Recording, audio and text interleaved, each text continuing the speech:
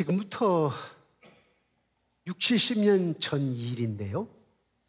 스탠리 존스라고 하는 인도의 유명한 선교사 이야기입니다. 그는 미국 볼티모어에서 태어나가지고 에즈버리 신학교를 졸업을 하고 하나님 부름을 받아서 인도 선교사로 가기로 했습니다. 하지만 홀어머니와 함께 살다 보니까 홀어머니를 두고 선교사로 간다라고 하는 것이 마음에 큰 부담이었습니다. 그래도 하나님의 부르심이니까, 하나님의 명령이니까 아픈 마음을 쥐고서 어머님께 말씀드렸습니다. 그랬더니 어머니께서 이렇게 얘기하시는 거예요. 내 눈에 흙이 들어가기 전까지는 못 간다. 어떻게 보면 한국의 부모님과 똑같은 것 같아요. 내 눈에 흙이 들어가기까지는 못 간다.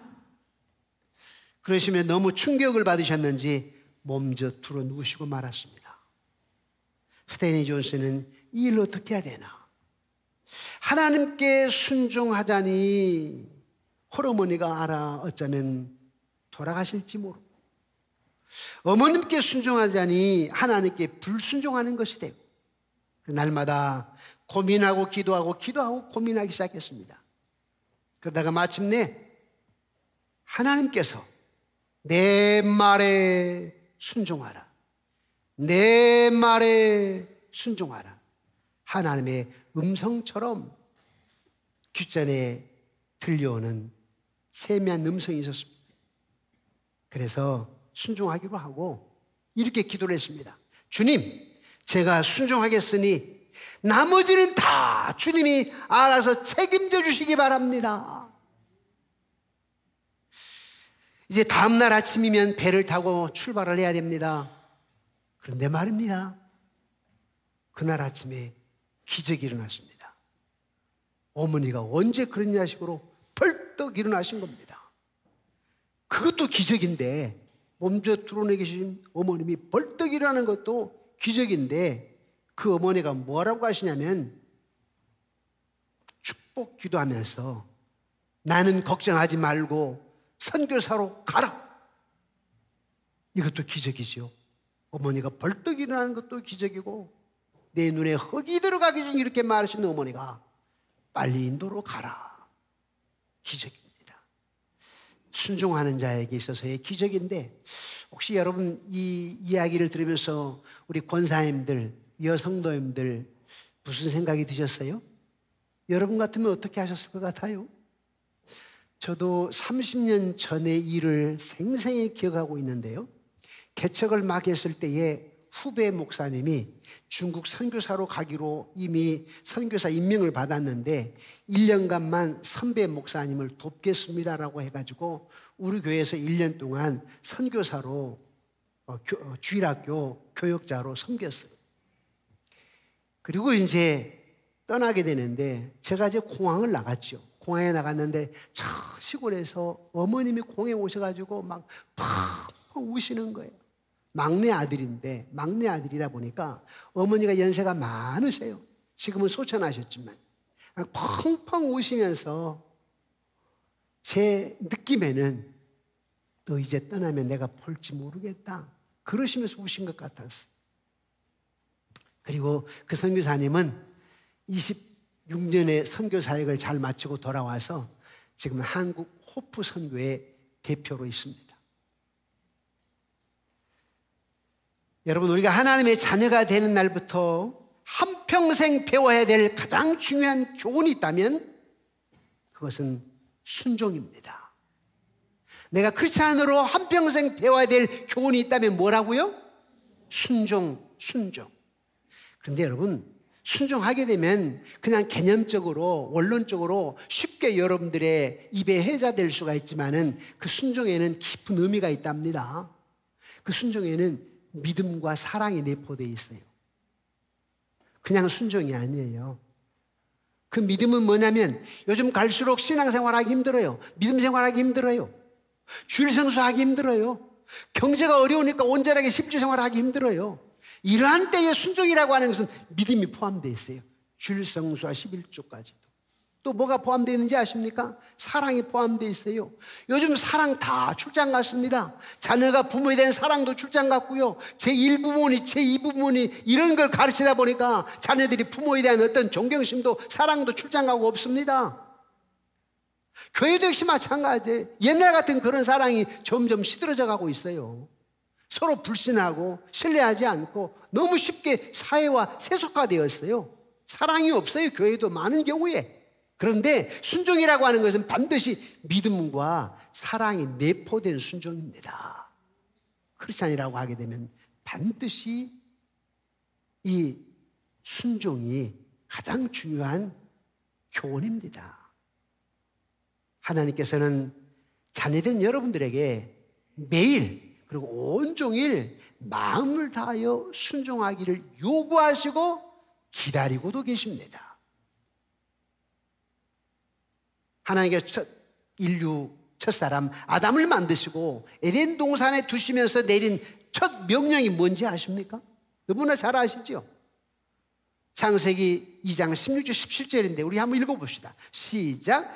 여호와 하나님이 그 사람에게 명하여 이르시되 동산 각종 나무의 열매는 내가 임으로 먹되 선악을 알게 하는 나무의 열매는 먹지 말라. 내가 먹는 날은 반드시 죽으리라 하시니라. 아멘. 여러분, 여기서 인간의 운명을 좌우하는 유일한 명령이 있는데 그게 동산 각종 나무의 열매를 내가 임으로 먹되 선악을 알게 하는 나무의 열매는 먹지 말라. 내가 먹는 날에는 반드시 죽으리라. 순종이 인간의 운명을 좌우합니다. 순종이 인간의 운명을 좌우한데 아담과 하와가 순종했습니까? 순종하지 않았습니까? 불순종했죠? 그래서 운명을 좌우하는데 어떻게 됐어요? 에덴 동산에 쫓겨났어요. 그리고 죄의 싹스는 뭐예요? 사망이에요. 순종이 운명을 좌우한다고 그랬으니까 에덴 동산은 어떤 곳이지요? 참된 기쁨과 자유와 만족과 풍요가 있는 곳입니다. 영원한 생명이 있는 곳이에요. 근데 불순종으로 말미암아 에덴 동산을 쫓겨났으니까 기쁨, 행복, 자유, 만족, 평강, 풍요, 생명 다 출장 간 겁니다. 인간이 에덴 동산에 거주할 수 있는 유일한 조건은 순종입니다. 우리 깊이 새겨 들어야 됩니다. 인간이 에덴 동산에서 있을 수 있는 조건이 뭐라고요? 순종. 아까 에덴 동산은 어떤 곳이라고 그랬어요? 기쁨, 자유, 만족, 풍요, 영원한 생명, 자유를 누리는 곳이라고 했어요. 그러니까 우리가 교회 안에 있지만 좋아요 믿음 생활을 한다고는 하지만 순종하지 않으면 에덴은 믿음으로 천국은 가지만 이 땅에서 신명기 10장 10절에서 약속하신 행복, 풍요를 누릴 수가 없어요. 마음의 평안을 누릴 수가 없어요. 교회는 다녀도 마음의 자유함을 누릴 수는 없어요. 관계성 속에서 풍요를 누릴 수가 없습니다. 교회는 다녀도 믿음 생활을 한다고는 해도 성경에 처음부터 마지막까지 요구되는 것이 뭐냐 하니까 순종이에요. 그런데 아담이 어떻게 했습니까? 불순종했다고 그랬죠? 그래서 낙원을 잃어버렸습니다. 그 뒤 하나님 아버지는 예수 그리스도를 통하여서 그 낙원을 회복시키기를 원하셨는데 로마서 5장 19절 말씀을 우리 함께 읽어보실까요?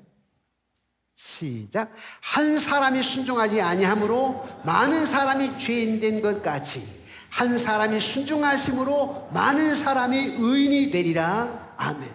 여기서 앞에 있는 한 사람은 누구냐면 아담이요, 인류 첫사람.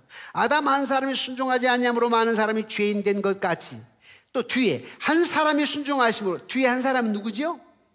예수님. 두 번째 아담 예수님. 그분이 순종함으로 말미암아 많은 사람이 의인이 되었다. 믿음으로 말미암아 의인이 되었다. 믿음의 선물을 주어서 우리를 하여금 의롭게 하였다. 영원한 생명을 얻게 하였다. 이 말입니다. 또 성경의 마지막 책인 요한계시록 22장 14절에도 이렇게 얘기합니다. 함께 읽어보실까요? 시작. 자기 두루마기를 빠는 자들은 복이 있으니 이는 그들이 생명나무에 나아가며 문들을 통하여 성에 들어갈 권세를 받으려 함이로다. 아멘. 여기 보니까 자기 두루마기를 빠는 자들, 이것은 옷을 빤다는 거, 옷을 빤다, 세탁한다. 다시 말하면 죄로 인해서 오염된 옷을 그리스도의 피로 정결케 한다, 이 말입니다. 그래서 우리에게 에덴의 회복, 참된 기쁨, 자유, 만족, 영원한 생명으로 회복시키셨다라고 하는 말씀이에요. 그래서 성경은 처음부터 끝까지 변함없는 법칙이 있다면 순종입니다. 아멘이십니까? 근데 우리는 별로 심각하게 생각지 않아요. 순종에 대해서. 그 다음에 에덴의 회복에 대해서, 뭐가 에덴의 회복인지, 예수님께서 에덴을 회복시켜 주었는데 그 에덴의 회복이 무슨 의미인지를 잘 몰라요. 기도는 하는데, 말들은 하는데 실제적으로 피부에 와 닿는 생활하지 못할 때가 너무나 많아요. 순종은 새로운 하나님의 왕국이 시작될 때마다 항상 두드러진 현상으로 나타났어요. 어떻게 해요? 시대마다 하나님은 한 사람을 부르셔서 그의 순종을 통하여서 당신의 뜻을 이루어나가시며 하나의 왕국을 이루어나가시는데, 인류의 새로운 선조인 노아의 순종한 사람으로, 그래서 구원의 방주를 만들어서 당신의 뜻을 이루어가시죠. 택한 백성의 조상인 아브라함 한 사람의 순종을 통하여서 이스라엘 민족을 이루어가시죠. 출애굽의 역사 도구인 모세 한 사람의 순종을 통하여서 이스라엘 민족을 구원해 나가시죠. 한 사람의 순종이 얼마나 중요한지. 근데 우리는 교회 생활하면서요, 누구에 대한 불평을 하고 원망을 하고 사회 정치에 대해서 원망을 하고 이렇게 하지만 나 한 사람의 순종이 무엇을 가져온다라고 하는 생각은 별로 깊이 생각지 않아요. 누가 어쩌고 이런 얘기를 많이 하죠. 그러나 항상 하나님은 여러분들에게 네가 문제야, 너 한 사람이 중요해, 시대마다 한 사람이 중요했단다 하면서 여러분의 순종을 요구하십니다. 아멘이십니까? 네. 여러분, 한 사람의 순종이 굉장히 중요합니다. 저도 목회하면서요, 우리 교회 안에는 다 순종 안 해요. 그래도 어떤 한 사람의 순종이 교회를 바꿔놓으십니다. 어제 우리 새싹 운동회를 하면서 우리 많은 분들의 순종, 많은 분들의 헌신이 있었는데, 저 몇 사람의, 또 특히 유달리 순종하는 한 사람의 어떤 순종이 우리 교회 역사를 바꿔놓는다 생각을 하면서 기도하였습니다.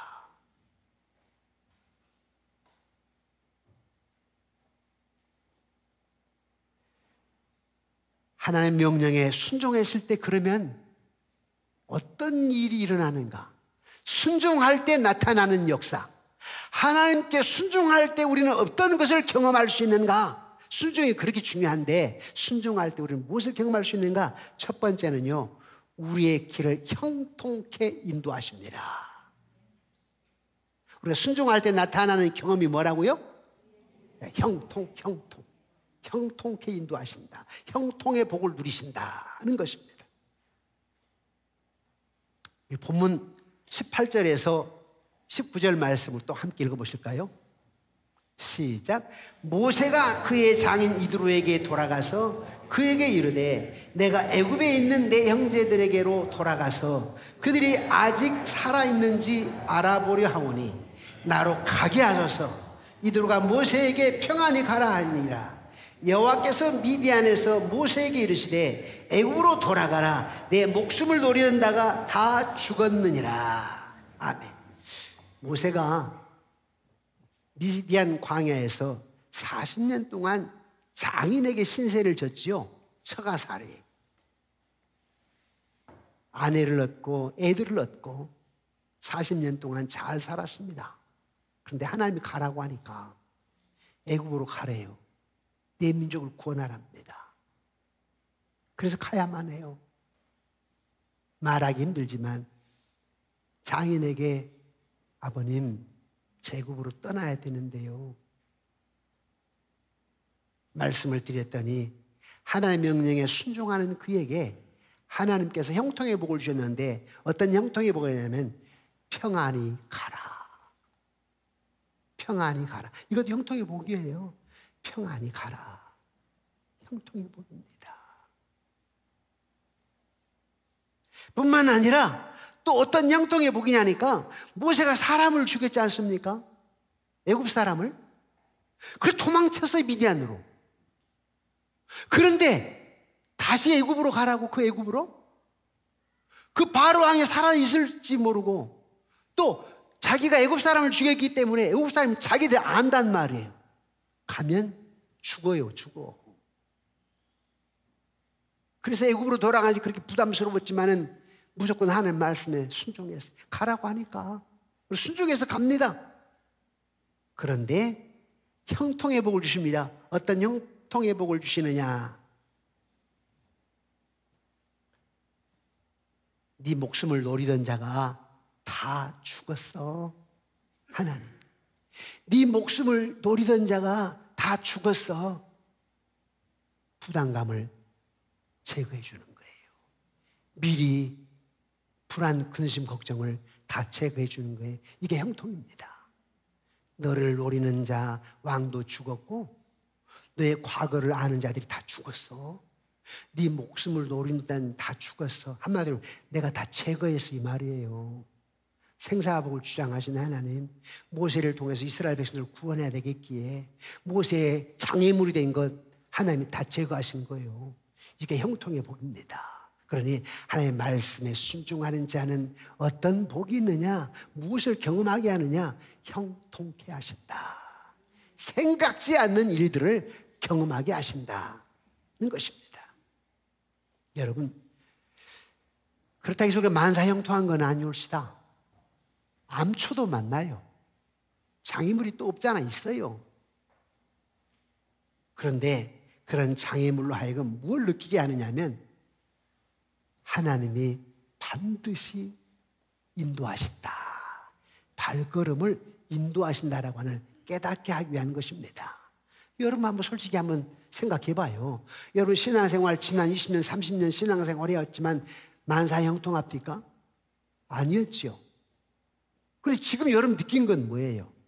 야, 그런 고난의 강을 건넜기 때문에 오늘 내가 있게 되었다. 그런 어려움 속에서 나는 위대하신 하나님을 경험하게 되었다. 알게 되었다. 그래서 암초를 두는 거예요. 한번 요셉 봐요, 요셉.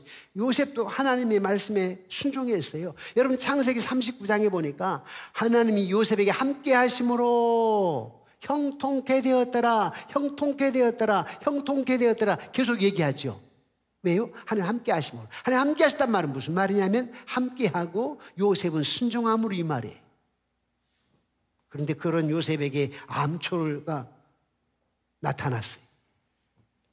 보디발의 집에 가게 된 것도 형통인데, 그런데 그 아내 유혹 때문에 감옥에 갇히게 되었죠. 암초예요. 그러나 그 감옥에 누가 들어왔어요?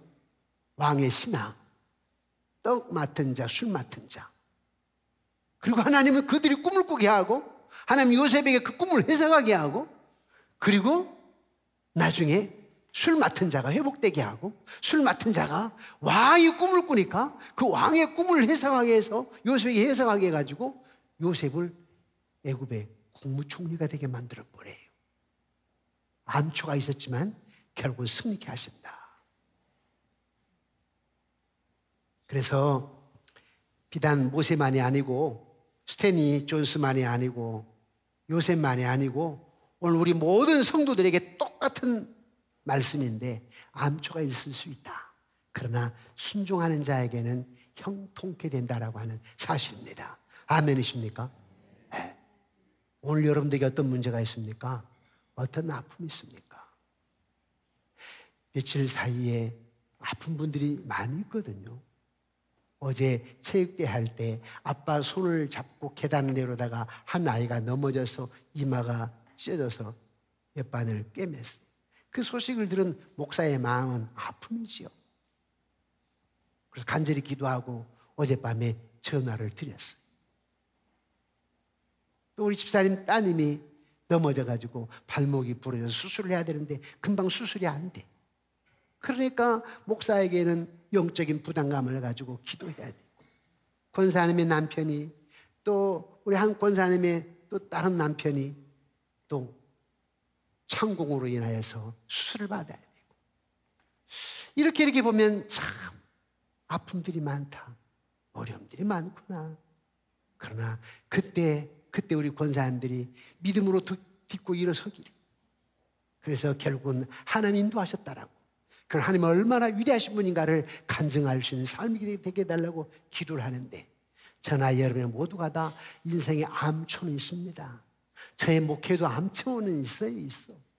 그러나 반드시 매일 발걸음마다 예수 인도하시네, 나의 무거운 죄짐을 벗고 하는 날, 예수 인도하시네.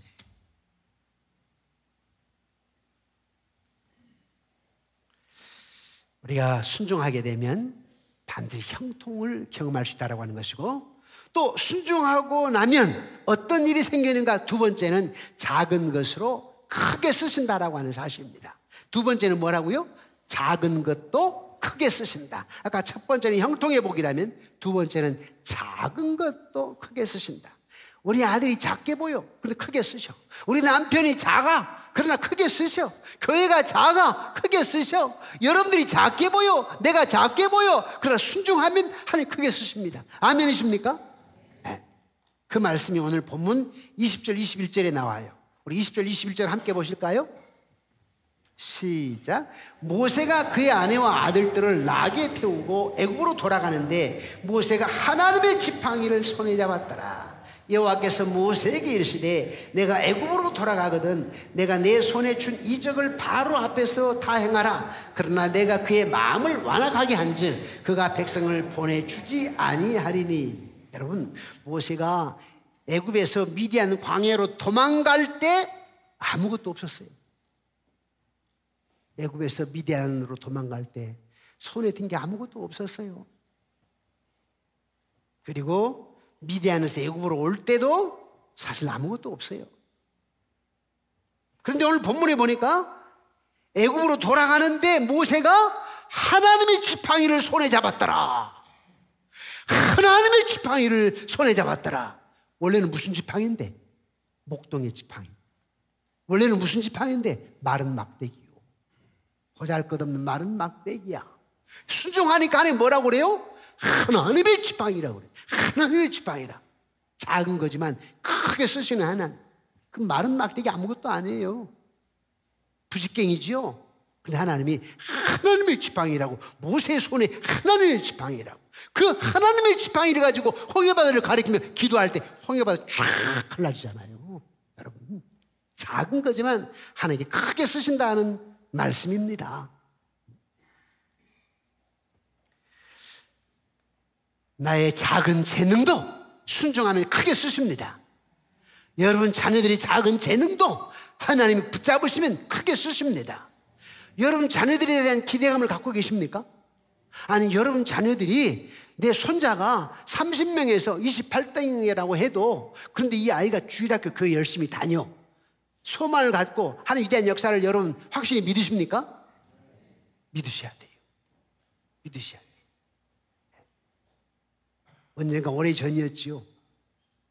서울 파고다 학원, 영어학원 원장이셨고, 그분이 예수님을 믿는 분이었는데 늦게 신학을 하기 시작했어요. 아들이 용산 고등학교에서 꼴등, 1학년에서 전체 꼴등, 반에서는 물론 꼴등이고 전체에서 꼴등에서 하나 둘 사이. 그래서 그 목사님이 방학이 됐을 때 아이가 자전거를 가고 싶어 하니까 내가 너 자전거 사줄 테니까 성경을 방학 기간 동안에 3번 읽어라. 그럼 자전거를 사주겠다. 그래서 자전거 욕심으로 성경 읽는데 읽다 말아버리더래요. 그래서 너 자전거 갖고 싶지 않아? 자전거 가지려면 3번 읽어요. 그랬더니 진짜 3번을 방학 동안에 3번 읽었대요. 그런데 하나님이 얘에게 지혜를 주신 거야. 2학년이 되었는데 반에서 5등으로 올라가더래요. 반에서 5등으로, 반에 꼴등이고, 전교에서 거의 꼴등인데 실화예요. 지금 이분은 본인도 목사고 지금 그 아들도 목사예요. 그리고 3학년이 되니까 용산고등학교 3학년 때에 초에 전체에서 10등 안에 들더랍니다. 우리 교회 와서 간증했잖아요. 간증 우리 교회 오셔서. 뭐 이름 되죠 뭐. 이한수 교수님, 이한수 목사님.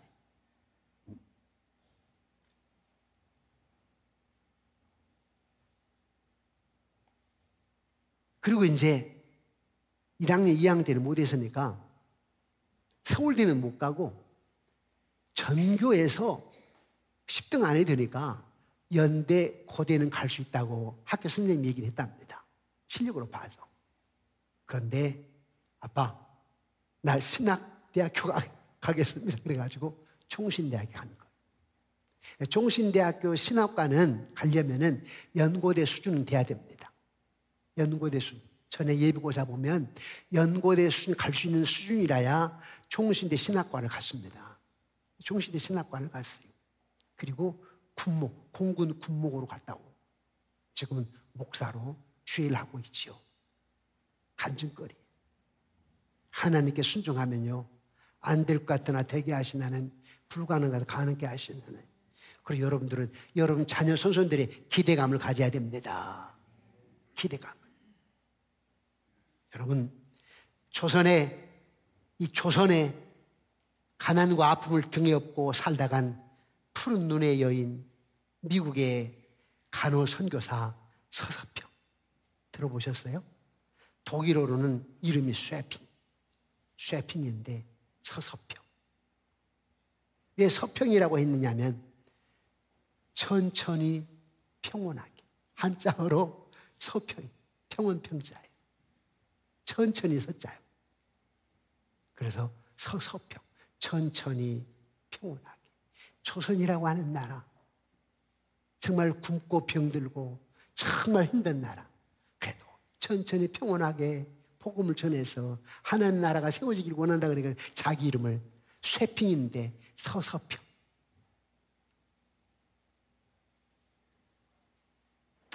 그는 독일 미혼모의 딸이었습니다. 9살 때까지 할머니가 키웠습니다. 자기 엄마는 창피해서 미국으로 갔고요. 할머니 품에 9살까지 자라다가 할머니가 세상을 떠났어요. 9살 된 이 쇠핑은 자기 어머니 주소만 가지고 엄마 찾아 산말리 미국으로 갔습니다. 그리고 미국에서 간호학교를 다녀가지고 1911년 졸업을 하고 1912년 한국으로 왔습니다. 한국으로 온 계기는 뭐냐면 포사이드라고 하는 선교사님이 계시는데 의사, 즉 의료 선교사입니다. 이분이 미국에다가 미국 남장로교에다가 알렸습니다. 미개의 조선의 땅에 많은 사람들이 질병으로 죽어가고 있습니다. 미개의 조선 땅, 가난과 아픔과 범민으로 가득 차 있는 이 땅에 누군가 와서 복음을 전하지 않겠습니까? 그러자 서서평이 이 얘기를 듣고 한국으로 간호선교사로 파송을 받아 왔습니다. 그래서 서울에서도 좀 일을 했지만 주로 전주, 군산, 광주, 목포 등지에서 여성들을 대상으로 성경을 가르쳤습니다. 특히 여자분들은 이 서서평을 기억하셔야 되는데요. 서서평이 남긴 말이 이런 말이 있어요. 한국의 여성은 남자의 노예가 되어 있다. 한국의 여성들은 다 남자의 노예가 되어 있다. 그 말을 하는 바람에 여자의 자유가 주어진 거예요. 여자들에게.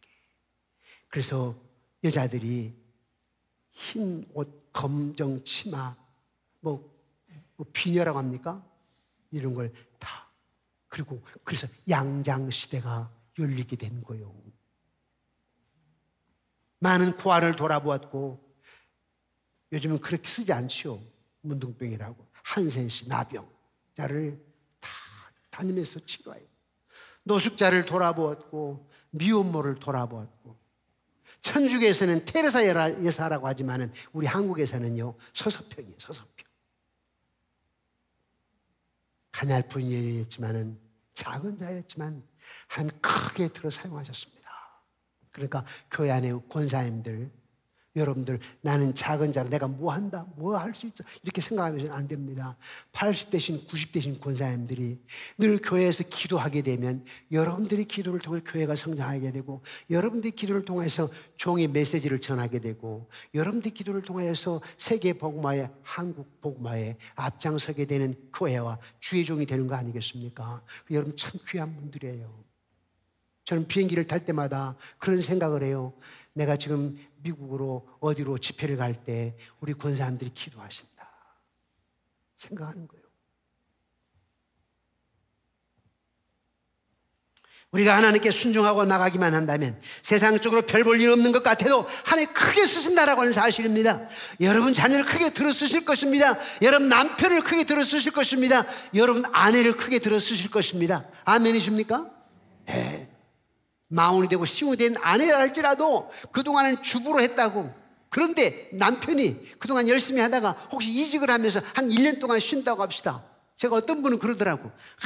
여보, 그동안 30년 동안 너무너무 수고했는데 당신 1년만 쉬어, 내가 한번 해볼게 하고는 팔 걷어붙이고 뭔가를 시작을 했는데 3년 만에 크게 사업이 일어났다는 분 있지 않습니까? 이게 가능하냐고. 이게 50 중반 된 아줌마가 뭘 한다고 이렇게 생각했을 거 아니에요. 남편이. 놀라운 역사가 일어나는 거예요. 작은 것 같지만은 하나님 하시면 크게 들어 사용하십니다. 우리 교회도 우리 여집사님들의 능력자 있습니다. 능력자가 있어요. 아, 저분 참 능력자다. 근데 또 믿음도 좋아. 금상첨화야. 얼마나 예쁜지. 멀리서 예배드리고 오신 거 보면요, 종의 마음에 참 감동이야, 감동. 집이 먼데도, 가까운데 잘 못 오는데 집이 먼데도 와서 주일학교 봉사도 하시고 섬기시고. 마지막으로 순종해 나갈 때 어떤 일이 생기느냐, 더 순종하는 성도가 되게 해서 쓰십니다. 더 순종. 여러분 물어보겠습니다. 여러분 다 순종하십니까? 모든 걸 순종하십니까? 모세도 덜 순종하는 것이 있었나 봐요. 모세도. 아니 순종해서 애굽으로 가겠다고 했는데, 이야, 하나님이요 모세를 잡아 죽이려고 하네. 이게 말이 되느냐고. 아니 지금 바로왕 생명의 위기를 느끼면서 가겠다고 했다고. 40년 동안 나를 돌봤던 아버님에게 장인으로 나 가겠다고 했다고. 그렇게 순종했어요. 아, 그러면 형통해야 될 거 아니에요. 그런데 왜 가는 길에 하나님이 모세를 잡고 죽이려고 하지요? 왜? 여러분 오늘 본문 24절 26절 함께 읽어보실까요? 시작. 모세가 길을 가다가 숙소에 있을 때에 여호와께서 그를 만나서 그를 죽이려 하신지라. 십보라가 돌칼을 가져다가 그의 아들의 포피를 베어 그의 발에 갖다 대며 이르되 당신은 참으로 내게 피난편이로다. 여호와께서 그를 놓아 주시니라. 그때에 십보라가 피난편이라 하면 할례 때문이었더라. 무슨 말이요? 순종해서 가는데 하나님 모세를 잡고 죽이려고 해. 이야, 잽싸게 십보라가 깨달은 거예요. 우리 남편이 순종하지 않은 게 있어서 그렇구나.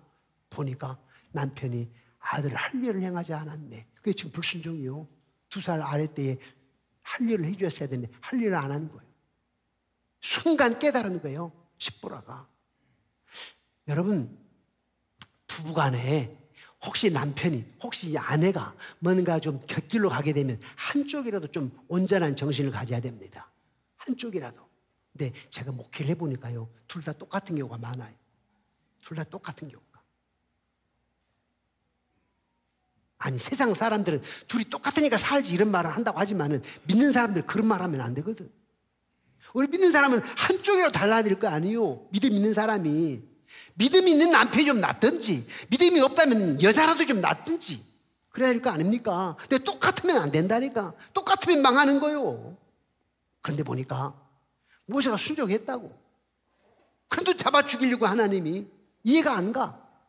그런데 잽싸게 십보라가 깨달은 거예요. 우리 남편이 아들을 할례를 하지 않아서 불순종으로 인하여서 이런 일이 있구나. 잽싸게 차돌로 아들 할례를 행하잖아요. 그랬더니 하나님 도와주셨어. 왜 그랬어요? 더 순종의 사람으로 만들려고. 그래야 여러분 이 정도 되어야 이스라엘 백성들 데리고 애굽에서 나오는 거 아니에요. 모세가 지도자인데 뭐 대충 믿음 갖고 되겠습니까? 대충 순종 갖고 되겠느냐고. 그래서 하나님이 이렇게 하시는 거예요. 이스라엘 민족의 지도자를 만들어야 되겠는데, 지도자. 그냥 남자가 아니라니까 지도자를 만들어야 되겠는데, 그래서 하나님이 더 순종해 가지고 크게 들어 쓰시려고 일을 하시는 거예요. 여러분이 묻겠습니다. 여러분의 순종은 어떤 순종인지, 여러분 믿음은 어떤 정도의 믿음인지, 혹시 여러분 더 크게 쓰고 싶지 않아요? 쓰임받고 싶지 않습니까? 여러분 아들들이, 여러분 손자가 더 크게 쓰임받고 싶은 그런 어떤 욕망이 없습니까? 저도 손자, 손녀를 놓고 기도하면서요, 얘들은 보통 아이들이 아니야. 민족을 짊어지고 와야 되고, 세계를 짊어지고 와야 되고, 세상 속에 나가서 복의 물줄기가 돼야 된다. 복의 물줄기가. 이 할아버지는 늦게 믿었지만 얘들은 태학 때부터 예수 믿는 애 아들입니까?